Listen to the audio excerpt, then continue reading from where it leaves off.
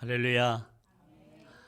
오늘 이 코로나 바이러스 때문에 우리 교육자분들과 직원분들은 현장 예배로 드리고, 또 우리 성도님들은 각 가정에서 유튜브로, 인터넷으로 예배를 드리게 되었습니다.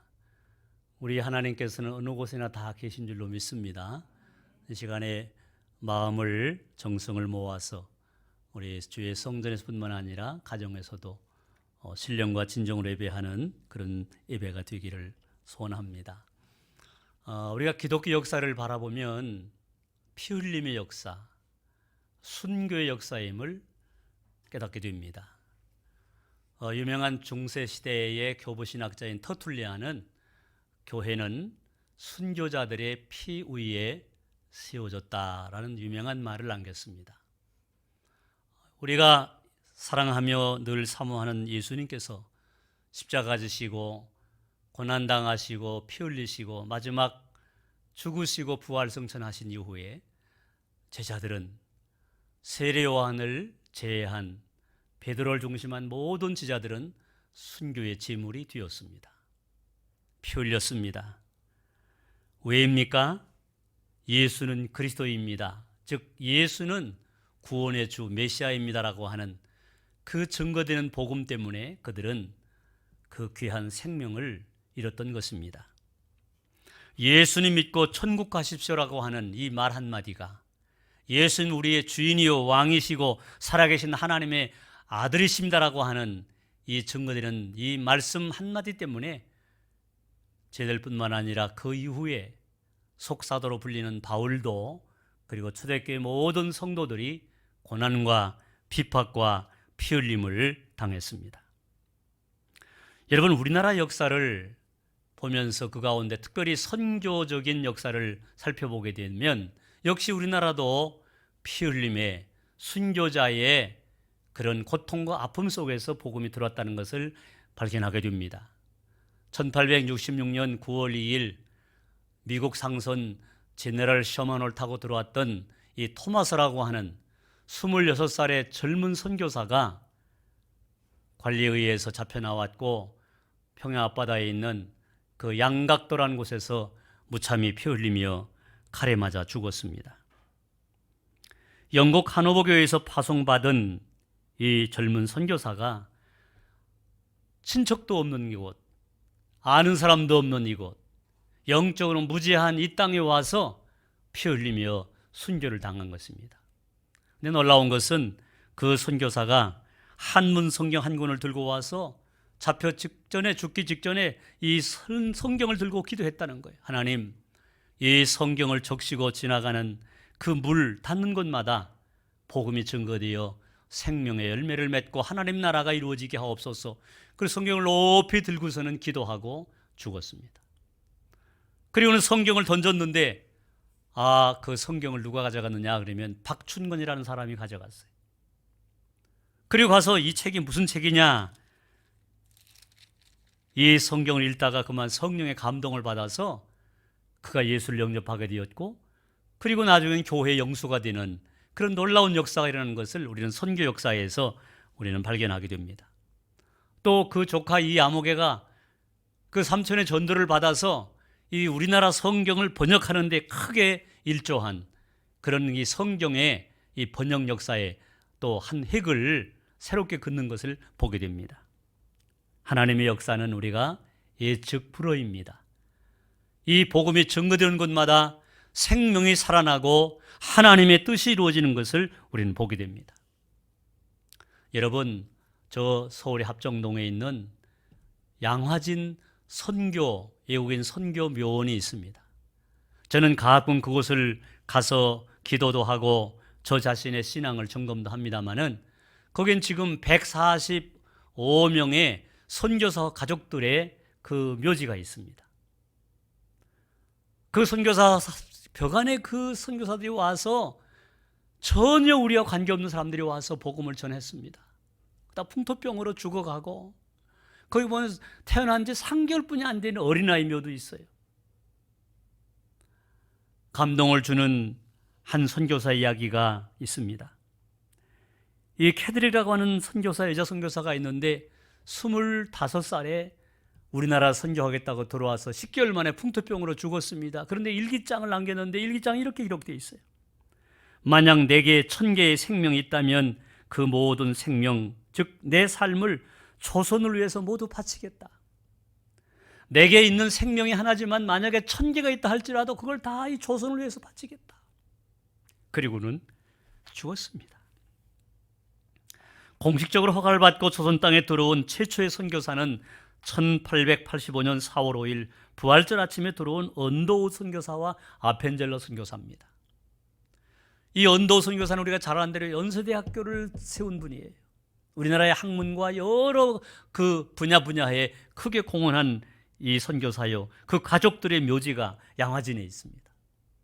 아펜젤러 선교사는 감리교회 선교사로 들어왔는데 인천에서 목포로 가는 배를 타고 선교를 갔다가 그만 그 풍랑을 만나서 죽었는데 아직도 그 시체를 찾지 못해서 가묘를 쓴 것을 우리는 보게 됩니다.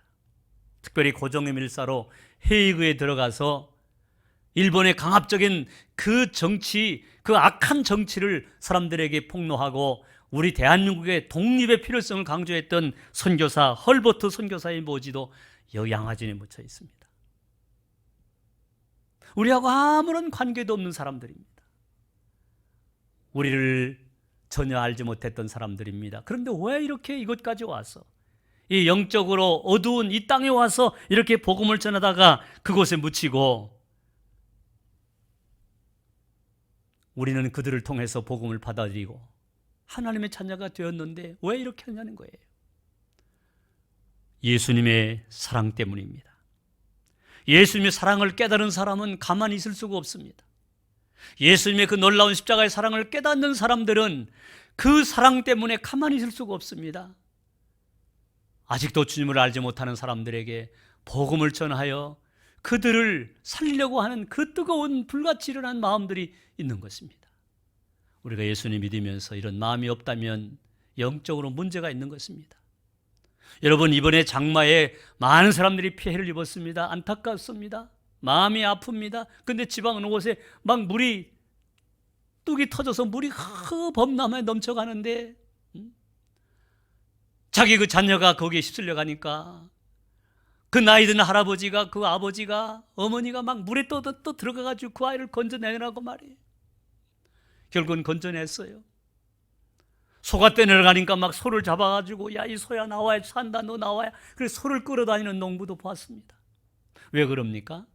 사랑하기 때문에. 그 영혼, 그 생명을 소중히 여기기 때문에 그 물결 사나운데 거기 뛰어들어 그 아이를 구해내고 짐승도 구해내는 것을 얼마 전에 본 적이 있습니다. 여러분, 우리는 복음을 받아들인 사람들입니다. 예수님을 영접한 사람들입니다. 하나님의 자녀가 된 사람들입니다. 그렇다면 우리가 어떻게 살아야 되는가?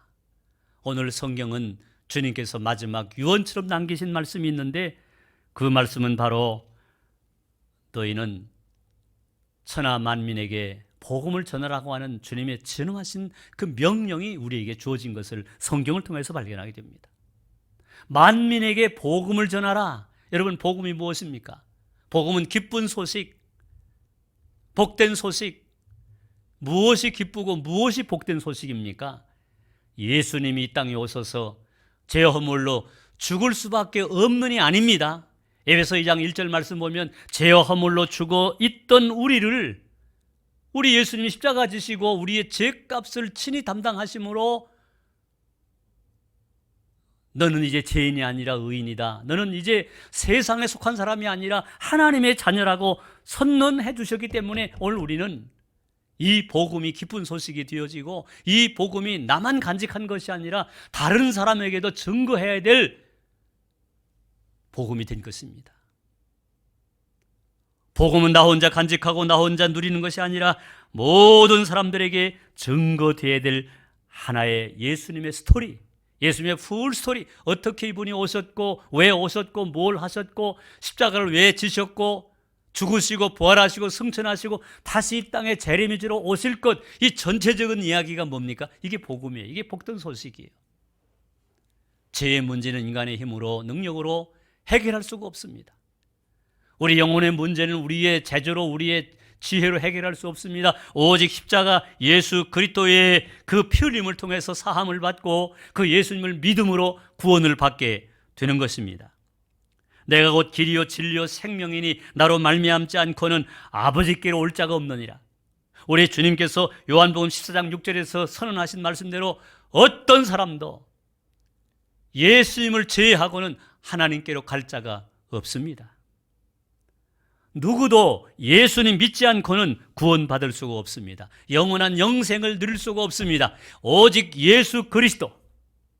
사도행전 4장 10절 말씀 보면은 예수님 이름 외에 다른 이름, 구원받을 만한 이름을 주신 적이 없다라고 분명히 말씀합니다.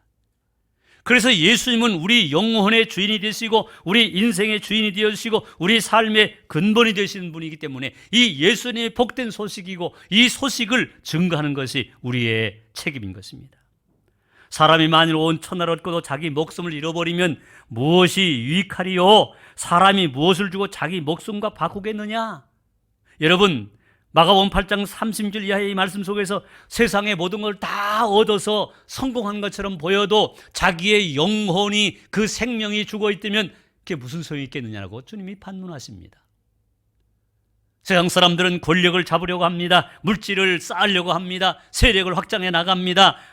자기 자신은 부도덕하면서도 다른 사람은 엄중한 잣대를 들이대면서 비난하고 정죄합니다. 여러분, 그러면서 마지막에 자기의 목숨, 자기 영혼이 이루어지면 그게 다 무슨 소용이 있겠느냐고 주님이 반문하십니다. 우리의 생명보다 더 소중한 것이 어디 있습니까? 사람이 무엇을 주고 자기 목숨과 바꾸겠습니까? 우리의 영원한 이 하나님의 나라, 영생의 나라를 얻는 길은 오직 예수님 뿐인데 그 예수님을 모르는 사람들이 너무 많이 있다는 거예요. 예수님을 알지 못하면 어떻게 됩니까? 자기 고집대로 삽니다. 자기 주장대로 삽니다. 자기 의대로 삽니다. 자기만 옳다고 얘기합니다. 다른 사람은 다 잘못되고 자기만 옳다고 고집을 피웁니다. 이게 예수님 없는 사람들의 특징이에요. 그리고 예수님 믿는 사람들을 핍박합니다. 예수님 믿는 사람들을 핍박하는 사람들을 보십시오. 모두가 다 예수님을 모르기 때문에 그런 것입니다. 인간의 삶은 무한하지 않습니다. 인간의 삶은 끝이 있습니다. 영혼이 망하면 끝나는 것입니다. 소망이 없는 것입니다. 너희는 온 천하에 다니며 만민에게 복음을 전파하라. 이 명령, 우리가 이 명령을 따라야 됩니까? 왜 명령에 대하여 최선을 다해야 됩니까? 너는 말씀을 전파하라. 때를 얻든지 못 얻든지 항상 힘쓰라. 너는 모든 일에 신중하여 고난을 받으며 그랬어요. 복음 전하는 일은 고난이 따릅니다. 쉬운 일이 아닙니다. 전도자 일을 하면 내 직무를 다하라. 디모데후서 4장 2절과 5절 말씀 보니까 신중하여 고난받으며 내 직무, 복음 전하는 일에 너는 힘을 다해서 이 사명을 감당하라고 말씀하고 있습니다. 우리가 왜 복음을 전해야 됩니까, 여러분? 이건 주님의 명령이기 때문에 그렇습니다. 그리고 그리스도인의 사명이기 때문에 그렇습니다. 이건 해도 되고 안 해도 되는 게 아니에요. 코로나 때문에 아무리 어렵고 힘든 세상 지금 어수선합니다. 교회들도 여러 가지 힘든 상황에 빠져 있습니다. 우리 성도들 마음속에 많은 상처가 있습니다. 그러나 이 복음 전하는 일은 중단할 수 없는 주님의 명령이요, 우리가 받은 사명입니다. 아름다운 교회를 우리가 지었습니다. 건축했습니다. 그 이유가 무엇입니까? 우리끼리 여기 모여가지고 즐거움을 나누고 교제하고 서로 사랑하고 위로받자고? 아닙니다. 아름다운 주의 성전을 건축한 것은 이것을 통해서 우리가 모여 기도하고 예배하고 말씀을 공부하고 서로 사랑하고 협력하고 그리고 뜨겁게 기도하고 나가서 복음 전하여 수많은 생명들, 이 인근 지역에 죽어가는 많은 생명들을 구원토록 하시기 위해서 이곳에 주의 성전을 건축해 하신 줄로 믿습니다. 우리 나가서 복음을 전해야 됩니다. 왜? 예수님의 명령이기 때문에 그렇습니다. 이 명령은 그 당시에 제자들에게만 주어진 명령이 아닙니다. 이 시대의 모든 성도 누구에게나 예수님 영접하는 그 순간부터 예수님의 제자가 되어서 그리스도인이 되어서 이 기쁜 소식을 증거하고 전파해야만 되는 것입니다. 이 시대의 성도는 모두가 믿음의 선진들의 신앙의 터전 위에 세움 받았습니다. 그래서 우리는 계속해서 이 복음을 전하고 또 전하고 미래 세대까지도 이 복음 전파의 사명을 감당해야 되는 것입니다. 바울은 고린도서 9장 17절 말씀을 통해서 내가 이 일을 자의로 행하면 상을 얻으려니와 내가 자의로 아니한다 할지라도 나는 사명을 받았노라. 복음 전파에, 복음 증거에 사명을 받은 것이 바울뿐입니까? 오늘 모든 교회와 우리 모든 그리스도인들이 이 사명을 받은 것입니다. 이러한 사명은 우리 모든 그리스도인들에게 똑같이 주어진 절대적인 사명인 것입니다. 회피할 수 없는 사명인 것입니다. 선택의 여지가 없는 것입니다. 중요한 것은 이 복음을 전하면서도 자랑할 것이 없다는 것입니다. 오늘 사도 바울은 말씀합니다. 이 일은 부득불 내가 할 일이라고 말합니다. 부득불, 아니할 수 없어서, 이건 마땅히 그런 뜻이죠. 이건 아니할 수 없는 일이다. 부득불 내가 해야 된다. 마땅히 해야 될 일이라고 바울은 고백하고 있습니다. 왜요? 주님의 명령이기 때문에 그렇습니다. 우리의 사명이기 때문에 그런 것입니다. 또 우리가 왜 이렇게 뜨겁게 복음을 전파해야 되는가? 고린도서 9장 16절 하반절 말씀 보니까 바울은 단순하게 이유를 밝힙니다. 만일 복음을 전하지 아니하면 내게 뭐가 있을 것이라? 화가 있을 것이라 그랬어요. 이 화라는 게 무엇입니까? 책망, 질책, 벌 받는 걸 말합니다. 어떤 신학자는 아주 과감하게 이 말씀을 저주받는 것이라 그랬는데 오늘 이 성경에서 말씀을 보면은 책망을 받는다. 여러분, 우리가 믿음으로 구원받습니다. 아멘. 그러나 상급받는 것은, 칭찬받는 것은 우리가 어떻게 살았느냐, 우리의 행위에 따라서 마지막 주님 앞에 서는 그 순간에 우리에게 상급을 주시고 멸관을 주시고 칭찬해 주시고 우리에게 잘했다, 너 참 수고 많이 했다, 내가 내 형편을 아노라, 내가 그럼에도 불구하고 이렇게 내 명령을 따라서 복음을 전하고 살았구나, 하나님 말씀대로 살았구나 하는 주님의 칭찬이 있는 것입니다. 반대로 주의 명령을 따르지 아니하고 주의 말씀을 무시하고 자기 멋대로, 자기 좋은 대로 그저 자기 위로받는 것으로 그저 족하게 신앙생활을 끝냈다고 하면 그에게는 책망이 있다는 것을 말씀하고 있습니다. 달란트 비유가 바로 그런 비유를 말씀하고 있는 것입니다. 내가 이 복음 전하는 이 사명인데, 이것이 내 책임인데, 이게 주님의 명령인데 이걸 전하지 않고 내가 이걸 무시하고 내가 행하지 않게 되면 내게 책망이 있을 것이다. 주님이 나에게 얼마나 나를 꾸중하고 섭섭해 여기실까 하는 것입니다. 인자가 아버지 영광으로 그 천사들과 함께 오리니 그때 각 사람의 행한 대로 갚아주시리라. 마태복음 16장 27절 말씀 보니까 예수님이 이 땅에 오실 적에 천사들과 함께 이 땅에 영광스럽게 구름 타고 오시는데 그때에 예수님께서 너희 각자가 세상에서 어떻게 살았는지에 대해서 내가 행한 대로 갚아주신다 그랬어요. 신앙생활 얼마나 신나는 일입니까? 내가 이렇게 기도하고 내가 헌신하고 내가 봉사하고 내가 전도하고 내가 의롭게 살려고 애쓰고 핍박당하고 고난당하는데 내가 주님을 따랐다고 할 때 주님이 너 정말 내가 너를 다 보았다, 하늘의 증인들이 보고 있다고 히브리서의 11장 1절에서 말씀하고 있어요. 우리가 알고 모르고 우리가 행하는 모든 일들 같지만 하나님께서는 이 복음을 전하는 일, 하나님 말씀을 증거하는 일, 우리가 선을 행하고 의롭게 살아가는 모든 일을 다 보고 계시다고 그랬어요. 그리고 거기에 따라서 상급을 주시기도 하고 책망을 주시기도 한다고 성경은 말씀합니다. 원하고 바라기는 우리 대강교회 모든 성도님들은 주님 앞에 서는 그날 잘했다 칭찬받고 상급받고 멸관받고 영생의 봉닭을 누리시기를 주님의 이름으로 간절히 축복하며 축원합니다. 축원합니다. 왜 우리가 복음을 힘있게 증거해야 됩니까?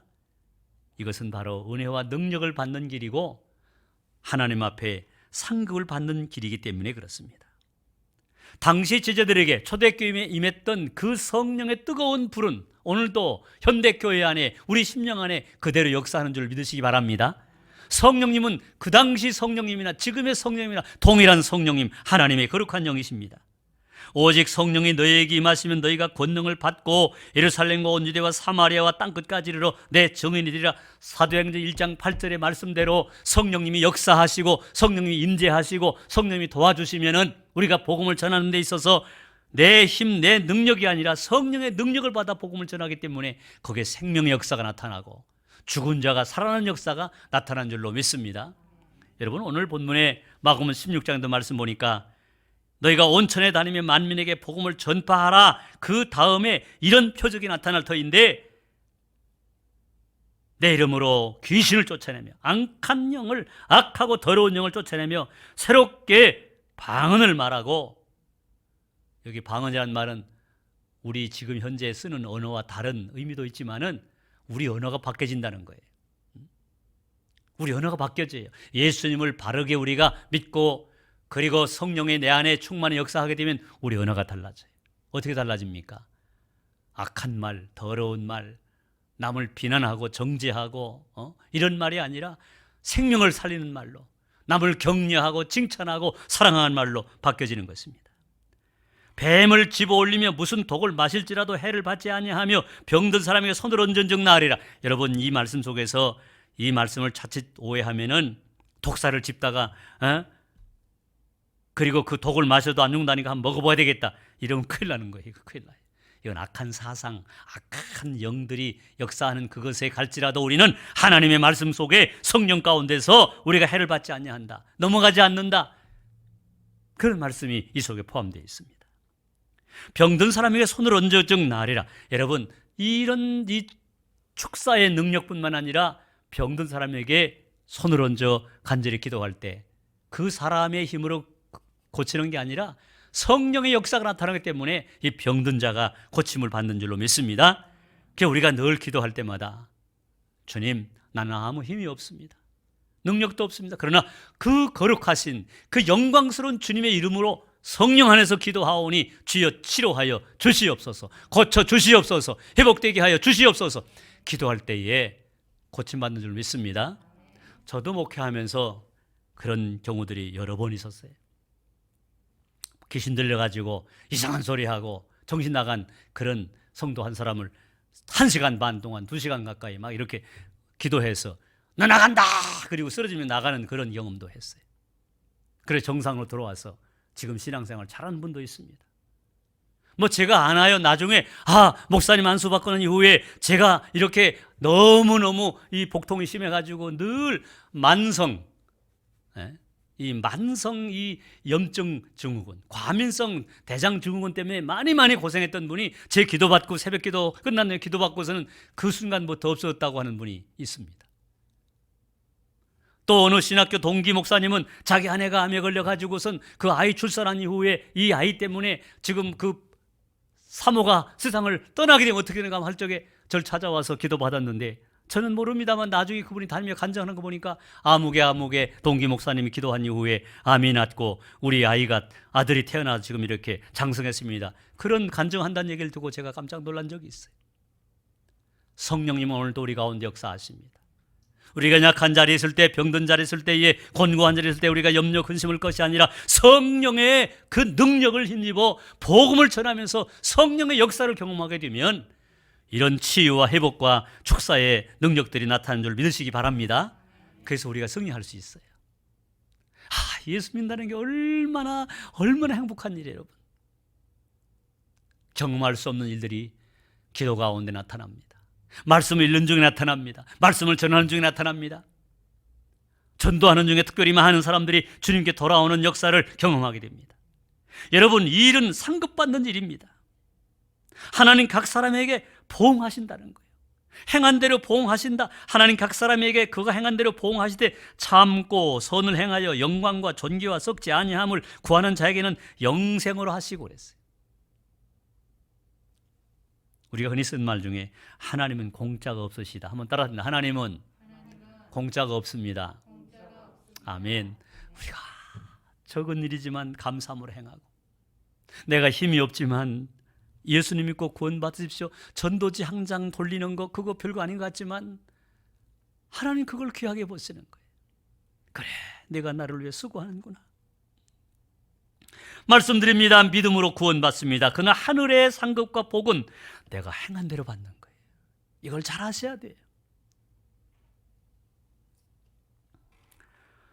성경은 제자들이 사람들에게 복음을 전할 때 은사와 능력이 임하였다는 사실을 보여줍니다.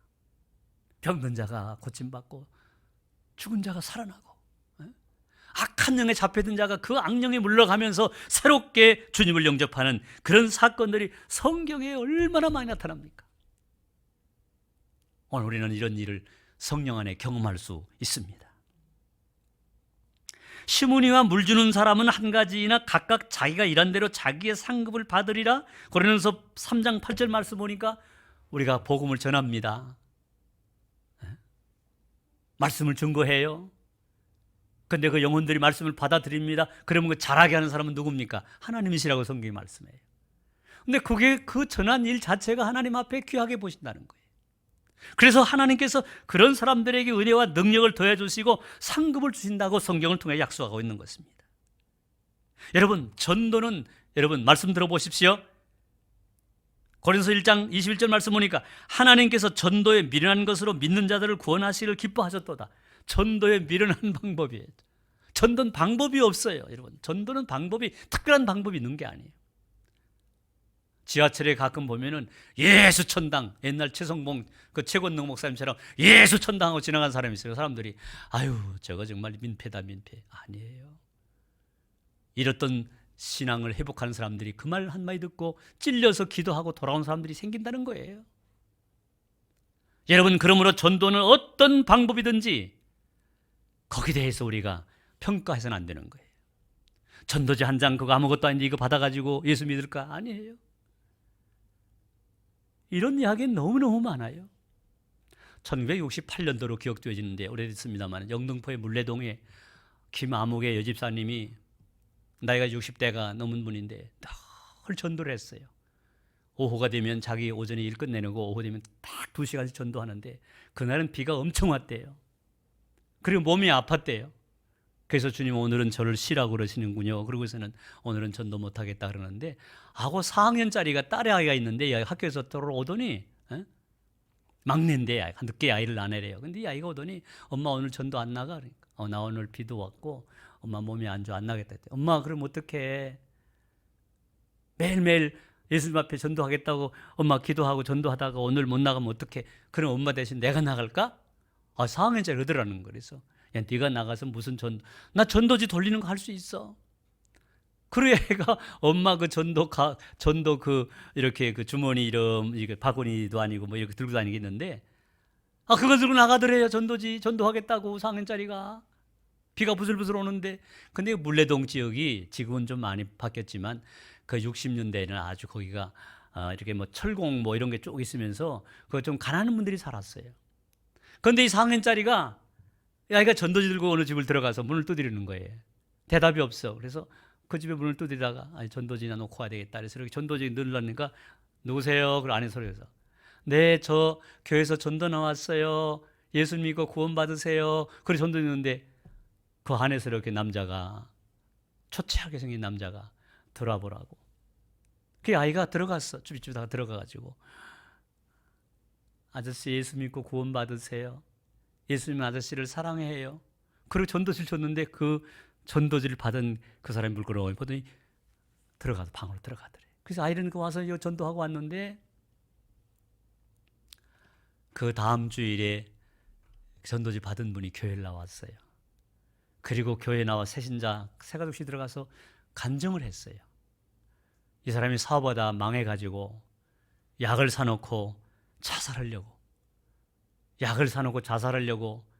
지금 내 인생을 이렇게 내가 살아서 이렇게 끝나는구나 하고 비통한 마음으로 앉아서 이제 약을 놓고선 이제 마시려고 먹고서 물 마시면 이제 끝나는 건데 근데 그때 전도하러 온 애가 있었던 거예요. 그러면서 예수 믿고 구원 받으세요. 예수님은 아저씨를 사랑하세요. 그 말 하는데 그 마음 속에 그렇게 막 뜨거운 물이 막 흘러 들어온 것 같더라는 거예요. 그 말을 듣는 순간에. 그러면서 생각을 하는 거예요. 내가 막 죽으려고 하는데 요 순간에 이 아이가 와서 나에게 이런 얘기를 했어. 이거는 보통 일이 아니야.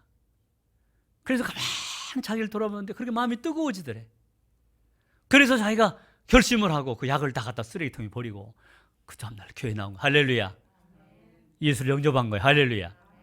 그리고 지금 그분은 이제 나이가 많이 들어서 지금은 그분이 살아계신지 모르겠는데 나중에 그 교회 중직이 됐어요. 안수집사가 됐어요.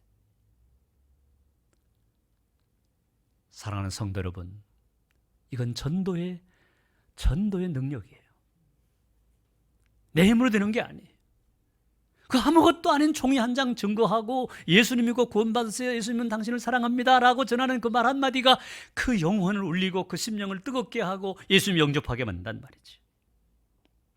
그제 그 유튜브에 보신 분 계신지 모르겠어요. 미국의 92세 된 할머니가 슈퍼마켓 가서 물건 사고 나와서 이렇게 차를, 92세 할머니예요. 조그만 그 차던데 차를 문을 이렇게 열고 들어가는데 강도가 권총을 대고 가진 거 다 내놔 그러니까 이 할머니가, 90세 할머니가 이렇게 보더니 선생 강도요? 아니 나 돈이 없어, 돈 다 내라니까 그 사람 죽일 거라니까. 아이고 그래 나 죽여. 아이 나 그만 살고 싶은데 죽여. 이 할머니가 그게 그 유튜브에 그대로 떴어. 그래 나 지금 살 만큼 살았는데 나 죽여줘. 아이고 나 그럼 천국 갈 텐데. 그러니까 이런 사람 춤 받잖아. 그래가지고 돈만 내 할머니 그만둬. 그러니까 아이고 나 죽여줘. 할머니가 그랬어요. 여보게 인생이 많이 힘들구만. 예수님 믿어야 돼. 그래 인생이 바뀌어. 난 가진 게 없다고. 내가 다 주머니에 주니까 딱 단돈 10불. 할머니 가진 게 10불이야. 뭐 물건 뭐 이렇게 생필품 몇 개 이렇게 사서 이렇게 주머니에다 담았던데 그 10불 주면서 이렇게 얘기합니다. 젊은이 예수님 믿고 구원받고 예수님이 젊은이 사랑하세요. 예수님 믿어야 돼. 요 10불은 내 지금 전 가진 재산인데 이거 줄 텐데 이거 가지고 위스키 먹지 마. 밥 사 먹어. 근데 그 권총 듣던 강도가 그 말에 감동을 받아가지고 할머니 죄송해요. 나 예수 믿을게요. 그리고 감동받고서는 할머니 안녕히 가세요. 인사를 90도로 그 할머니한테. 그 할머니가 그걸 유튜브에 간정해서 그걸 올렸더라고. 여러분 전도는 방법이 없습니다.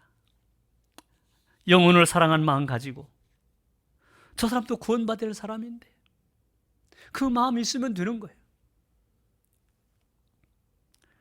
어떻게 복음 전해야 됩니까? 마가복음 1장 38절 말씀 보니까 주님이 이렇게 말씀하세요. 우리가 다른 가까운 마을로 가자. 거기서 전도하리니 내가 이를 위해 왔노라. 그리고 예수님이 갈릴리와 해당으로 가서 말씀을 막 전했잖아요. 가까운 마을들로 가자. 거기서도 전도하리니 내가 이를 위해서 왔노라. 우리 예수님 이 땅에 오신 목적이 전도라고 하셨다는 거예요. 사람들에게 복음을 전하여서 사람들의 생명을 살리는 일은 주님이 하셨던 일이고 우리가 해야 될 일이란 말이에요. 여기 가까운 이웃들로, 마을로, 사람들로 가야 된다는 얘기가 무슨 의미가 있겠습니까?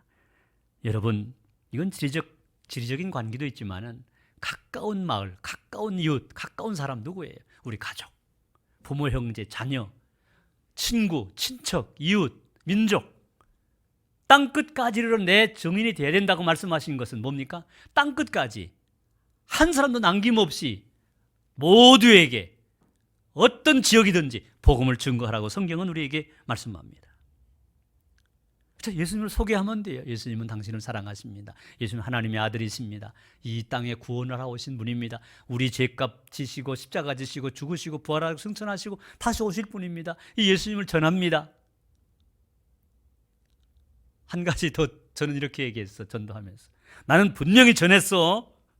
나중에 나 복음 못 들었다고 말하지 마. 내가 전했어. 전에 목동에 막 목동 들어올 적에, 시내 들어올 적에 제가 그 영은교회 출신입니다만 거기 우리 남선교회 회원들이 가서 복음을 전했어요. 얼마나 사람들이 아파트 올라오는 걸 싫어하고 문 두드리면 싫어하고 욕하고 나중에 경비실에 올라가지고 막 목을 집어서 질질 끌고 가고. 그런데도 이상하게 기분이 좋더라고요. 나 하늘에 상급 쌓았어. 그리고 막 그랬어요. 내가 분명히 전했어. 영원교회 아무개 집사가 전했어. 담대해야 되겠더라고요. 그리고 중요한 것은 내가 변화가 먼저 돼야 되겠더라고요. 내 생각이, 가치관이, 내 삶이 변화가 돼야 돼. 그래서 내가 받은 은혜를 간증하는 것도 큰 전도가 돼. 내가 어디 가서 직장에서도 막 어렵고 힘들 적에 다 평화스럽게 그러면 뭐 좋은 일 있어? 나 예수님 믿으니까 너무 좋아요. 여러분 그 말이요 별말 아닌 것 같지만 듣는 사람들에게는 충격입니다. 야, 예수 사람들은 저렇구나. 제가 받은 은혜가 있어야 돼. 간증거리가 있어야 돼. 그리고 우리 삶이 성실하게 바뀌어져야 돼요. 내가 복음을 부끄러워하냐 하노니 이 복음은 모든 믿는 자에게 구원을 주시는 하나님의 뭐라고요? 능력이 됨이라 그랬어요. 복음을 부끄러워서 안 됩니다. 당당해야 됩니다. 식당 가서 밥 먹고서 기도하지 않고 그냥 뭐 이거 점 찍듯이 파리 쫓듯이 이러면 안 되는 거예요. 분명하게 나는 예수 믿는 사람입니다. 나는 대강교회 교인입니다. 나는 그리스도인입니다. 나는 성도입니다. 분명하게 얘기를 해야 돼요. 자신을 드러내야 돼요. 그게 자기 자신의 믿음을 보호하는 길이 될 수 있어요. 핍박이 옵니다. 고난이 옵니다. 부끄러움이 올 수 있습니다. 그러나 그때마다 주님께서 나를 위해 십자가까지 지셨는데, 생명까지 내주셨는데, 내가 그 사랑 때문에 살고 있는데, 하나님의 자녀가 됐는데 이 복음을 전해야지. 그리고 복음을 전할 때에 성령이 역사하시고 주의 능력이 임하시고, 그래서 많은 죽은 영혼들이 살아날 줄로 믿습니다. 우리가 어려운 때일수록 우리의 한계가 있음을 깨닫고 복음을 전해야 됩니다. 여러분 들어보십시오. 역대하 7장 13절 14절 말씀입니다. 혹 전염병이 내 백성 가운데에 유행하게 할 때에 내 이름으로 일컫는 내 백성이 그들의 악한 길에서 떠나 스스로 낮추고 기도하여 내 얼굴을 찾으면 내가 하늘에서 듣고 그들의 죄를 사하고 그들의 땅을 고칠 것이다 라고 말씀하고 있어요. 지금 질병이 만연되고 있는데 다 교회 책임으로 몰고 있잖아요. 아니에요. 많은 사람들이 교회를 향하여서 정죄하고 비난하고 잘못됐다고 얘기하지만 그렇게만 생각할 수 있습니까? 그렇지 않습니다. 오늘 하나님께서 우리에게 기도하라고, 전도하라고, 이런 악한 때에, 이런 인간의 한계점이 보이는 이런 때에 가만히 있을 것이 아니라 나가 뜨겁게 복음을 전하라고 주님께서 말씀하십니다.